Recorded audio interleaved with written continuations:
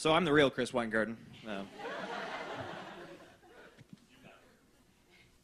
To be honest, this is the most comfortable I've been all day. Let me explain. So I suffer from severe social anxiety and depression, and I have for as long as I can remember. In 3rd grade, I used to stay up at night 2 or 3 times a week because when I thought of going to school, my chest would get tight and I would get nauseous. This trend continued for a few years until I got to high school, when I realized that theater was the perfect medium for overcoming my fear of speaking to people. You know, I was thrown into classes with tens of people and lectures with hundreds, and it seemed like their sole purpose was to judge everything I said or did. So for the first month, I kept to myself, and I managed not to speak to anybody directly. Not a personal record, but a solid run nonetheless. After interacting exclusively with a small group of guys who I also went to high school with, they convinced me to go clubbing with them. And they're like, bro, you want to meet people? You want to get girls? There's only one thing you got to do, bro. You got to dance. And I was like, okay. I love dancing. Dancing's easy. In high school, I was front row for show choir, and I helped choreograph the musical Grease. Easy, bro. So as soon as we get to the dance floor, all of my friends who promised to take care of me immediately scatter. Great. So I make my way through a sweaty, gyrating mass of sexually frustrated college students and one creepy middle-aged guy. And I tried to blend in the best I could without any help from my friends. Look something like this.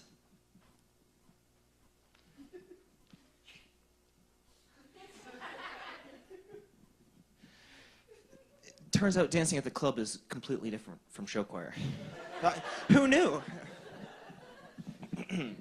So at this point, for reasons unbeknownst to me, a girl makes her way over and begins to court me with a modern mating ritual known as throwing that ass in a circle.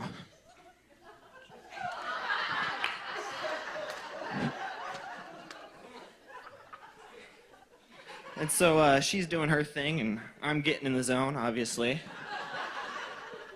And she tells me that her roommates are throwing a party at her house, and I should come back with her.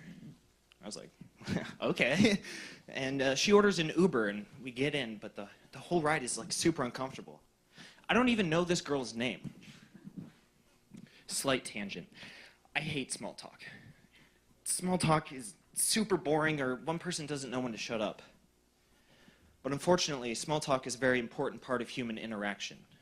It lets you warm up to people and get a feel for how they act and behave.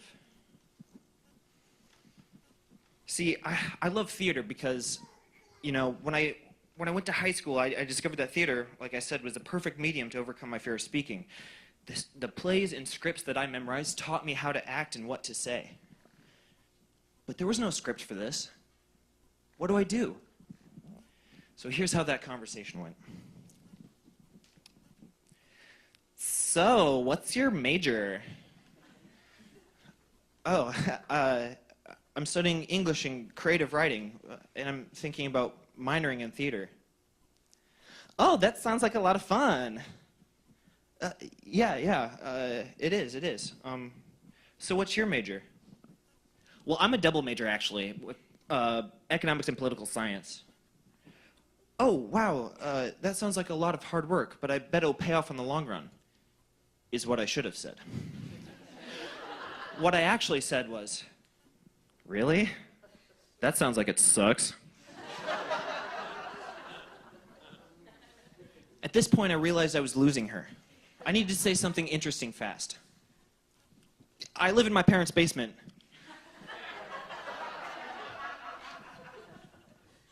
I thought this was smart, you know, mentioning the fact that I would save thousands of dollars by not living in the dorms would appeal to our economic side. It didn't. She could not get out of that Uber fast enough. So I don't know if anyone else here has been ditched at a party the moment you arrive by the sole person that you only sort of know.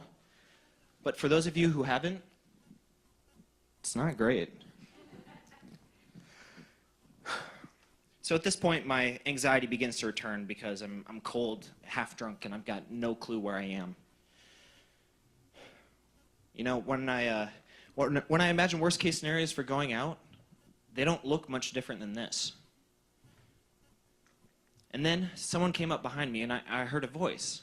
And it said, Chris? Chris, it's you. Do you remember me? And I did remember her. I still had hope for tonight in this girl that I used to go to church with. I said, yeah, Amanda. Oh my God, it's so great to see you. She said, yeah, it's good to see you too. And I said, ha ha.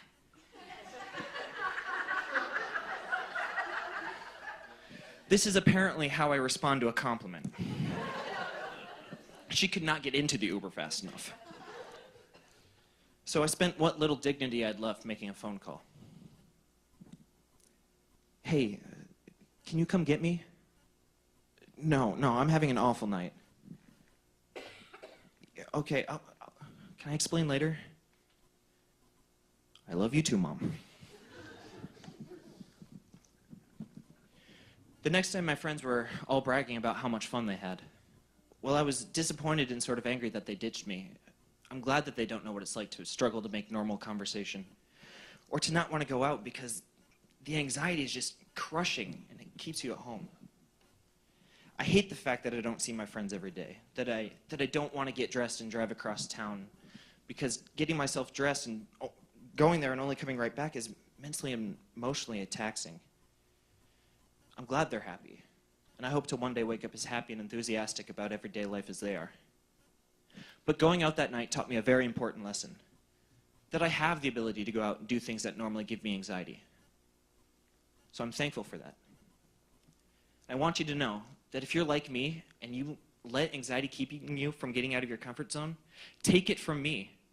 You can do it, and it's worth it. You might just learn something about yourself along the way.